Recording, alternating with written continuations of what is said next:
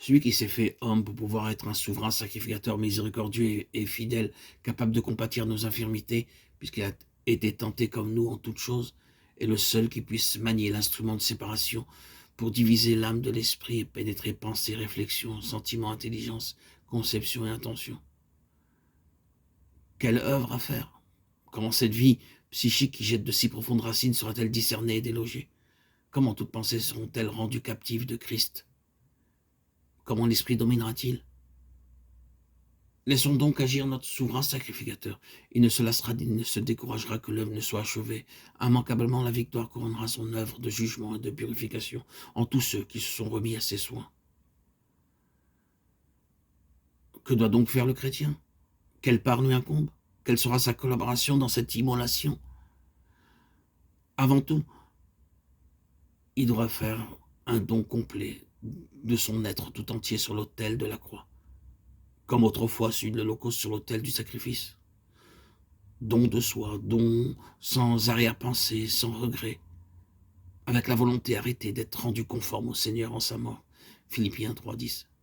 Par l'action intérieure de son esprit, don sans restriction, avec le désir que sa main ne s'arrête que lorsque toute vie psychique animale sera séparée de l'esprit, afin de devenir cet instrument, ce vaisseau que l'Esprit de Dieu pourra librement pénétrer, traverser, et par quoi il pourra se communiquer au monde.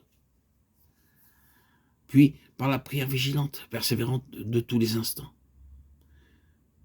car celle-ci accompagnera la lecture des Écritures, qui révéleront tout ce qui est psychique, ce dont le chrétien se séparera aussitôt en obéissant implicitement à la lumière reçue, selon qu'il est exposé en ce passage. Vous avez purifié vos âmes en obéissant à la vérité par l'Esprit. Il nous faudra aussi que chaque chrétien porte chaque jour sa croix, en toutes circonstances, et ainsi remporte une victoire décisive sur les œuvres de la chair et tout autre péché, en même temps que l'Esprit de Dieu poursuit son œuvre de séparation et enseigne à marcher selon l'Esprit. Lorsqu'il était encore ici-bas, le Seigneur invita à plusieurs reprises ses disciples à porter la croix. Il montrait par là comment s'accomplit l'œuvre de séparation en quiconque se place sur l'autel, pour que le souverain sacrificateur armé de la parole, l'épée à deux tranchants, fasse l'œuvre nécessaire.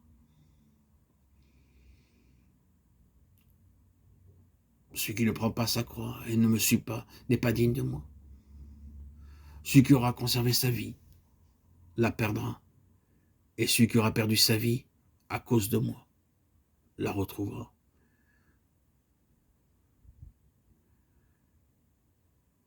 Matthieu 10, 38, 39.